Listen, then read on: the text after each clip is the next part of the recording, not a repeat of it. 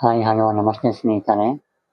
November 26ರಿಂದ December 1ನೇ ತಾರೀಕು ಅದ್ದೂರಿಯಾಗಿ ನಡೆದ ನಾಗರಬಾವಿ ಜಾತ್ರಾ ಮಹೋತ್ಸವ ತುಂಬ ಚೆನ್ನಾಗಿತ್ತು.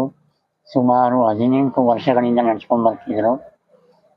ಈ ಒಂದು ಮಹತ್ ಕಾರ್ಯವನ್ನು ನಡೆಸ್ಕೊಂಡು ಬರ್ತಾ ಇದ್ದಂಥ ಮುರಳಿ ಅಣ್ಣ ಅವರಿಗೆ ಧನ್ಯವಾದಗಳನ್ನು ಸ್ಪೆಷಲಾಗಿ ಹೇಳ್ತೀನಿ. ಯಾಕಂದರೆ ಒಂದೇ ಕಡೆ 65 ದೇವರನ್ನ ಕರೆಸೋದು ಒಂದು ದೊಡ್ಡ ಸಾಧನೆ ಅಂತಲೇ ಹೇಳ್ಬೋದು.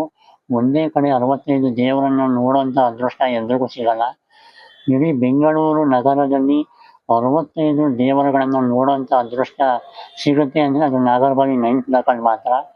ಸೊ ಈ ಒಂದು ಮಹಾ ಸಾಧನೆ ಅಂತಲೇ ಹೇಳ್ಬೋದು. ಯಾಕಂದರೆ 65 ದೇವರನ್ನ ಕರೆಸೋದು ಅಂದರೆ ಒಂದು ಚಿಕ್ಕ ವಿಷಯ ಅಲ್ಲ. ಈ ಒಂದು ಪ್ರೋಗ್ರಾಮನ್ನು ಅಚ್ಚುಕಟ್ಟಾಗಿ ನಿರ್ವಹಣೆ ಮಾಡಿದ ಮುರಳಿ ಅಣ್ಣ ಅವರಿಗೆ ಧನ್ಯವಾದಗಳನ್ನು ಹೇಳ್ತೀನಿ.